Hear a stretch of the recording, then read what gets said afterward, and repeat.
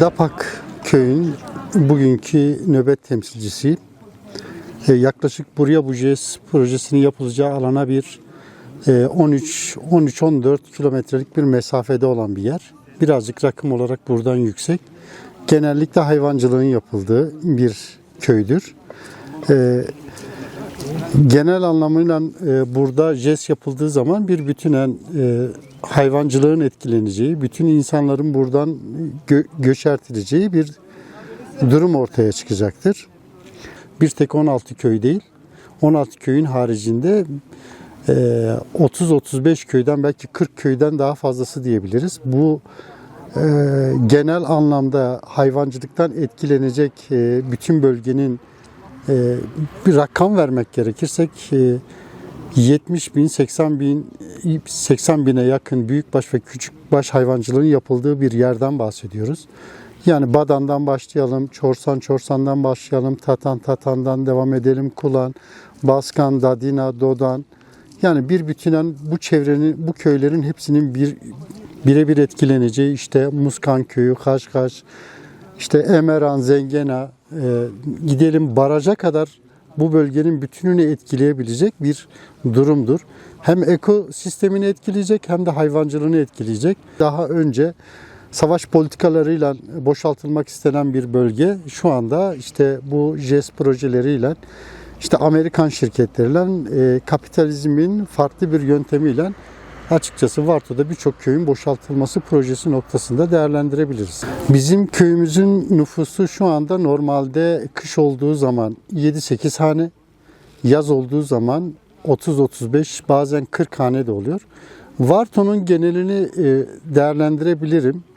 Nasıl söyleyelim şöyle, birçok köy bugün yaz olduğu zaman nüfusu 2'ye, 3'e, 4'e katlıyor diyebiliriz. Çünkü emekli olan kesim genelde bizim Alevi Kürt köylerimizin genelin yaşamında bu var.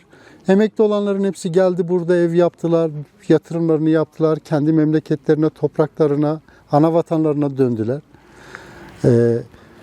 Bundan dolayı bu emekli olup da gelip işte son ne diyelim 10 yıl ya da bir 15 yıllık bir ömürleri kaldıysa sağlıklı bir şekilde yaşayıp hastalıksız bir şekilde bir ekolojinin içerisinde yaşamak isterken ama maalesef şu anda bizim başımıza musallat olmuş JES projesi var. Bence de aynen dediğiniz gibi bunu böyle okumamız gerekiyor. Şu anda işte tekrardan dönüşlerin başlamış olduğu Varto'nun bütün köylerinde hangi köye gidersen gidelim son birkaç yıl içerisinde ciddi anlamda bir evler yapıldı. Bu evlerle beraber insanların geri dönüşü başladı ama bu JES projesiyle şunu anlayabiliyoruz. Bunu açık net bir şekilde söyleyebiliriz. Tekrardan buradan metropollere göçün önü açılıyor. Bu da farklı bir yol yöntem izlenerek bu yapılıyor. Varto'muzun 93 tane köyü 50'ye yakın mezresi olan bir bölgeyiz. Yerleşim alanı olan bir yerdeyiz. Ben nöbet listesi haricindeki tüm köylerimize buradan çağrı yapmak istiyorum. Bütün köylülerin buradan gelip görev almasını istiyoruz. Sırasıyla nöbet devrini almasını istiyoruz. Buraya dayanışma içerisinde olmasını bekliyoruz. Bence buraya bir yatırım olacaksa Mezopotamya'da yaşamış olduğumuz Mezopotamya bölgesinde şunu söyleyebilirim. Sistem ya da devlet ya da işte hükümet diyelim. Adını her ne diyersek diyelim. Buraya yapması gereken tarım, hayvancılık, sanayinin her yerde olması gerekmiyor. Her yer sanayiye açılmak zorunda değil. Burası hayvancılıkla geçinen bir bölge. Biz şunu bekliyoruz, şunu istiyoruz. Bütün köylülerimize hayvancılık üzerine, tarım üzerine yatırımlar yapılmasını istiyoruz. Ekonomik destekler sağlanmasını istiyoruz. Ekonomik finans kaynaklarının açılmasını istiyoruz. Bizim beklentimiz budur. Jeotermal projesinin başlandığından bu yana bir tedirginlik yarattı zaten halkta.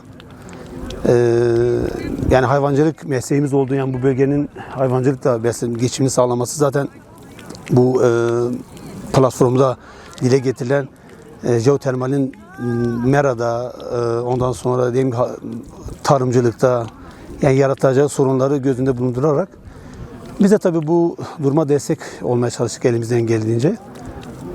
Yani nöbet tutuyoruz. İşte arkadaşlar bildiğin gibi işte halaylarla direnmeye çalışıyor halk. Yani bu durum Sünnileri, Kürtleri etkilediği değil. Herkesi etkiliyor çünkü. Yani bu durumda sadece inançların veya diyelim ki farklı kültürlerin veya ne bileyim yani farklı ideolojiye sahip olanların durumu davası değil yani. Herkesin davası. Aslında bunu bu şekilde ele almak lazım. Yani bu oluşacak bir deprem. Bu eğer jeotermallerin sondaj çalışmasından sonra oluşacak depremin sadece bu 16 köyü etkilemeyecek. Ki 66 depreminde, 46 depreminde bu yaşanmış yani. Her ne kadar da biz tanık olmasak da yaşanmışlıklar var. Yani depremin zararları ne kadar, ne boyutta taşındığı zaten ortada. Yani bu da bu şekilde yani onu ele alırsak eğer o deprem sıkıntının fay hattının olduğu bölgede şu an sondaj çalışması yapılacak. Yani o planlanan sondaj çalışması. Bu sadece Varto'yu da etkilemeyecek. Yani Karlova ta Erzincan'a kadar uzanan bir fay hattı devreye girecek ve bir sürü yine insan mağdur olacak ve yıkıntılar tekrardan başlayacak ve insanlar mağdur olacak yani. Bu da buna sebep olmasın. Yani bu sondaj çalışmasının ona sebep olacağını öngörüyor insanlar. Gundê Qulan Rûdinum ji bera jeotermalê protesto bikin îro dora me û gundiya vê dekan nöbetê dane.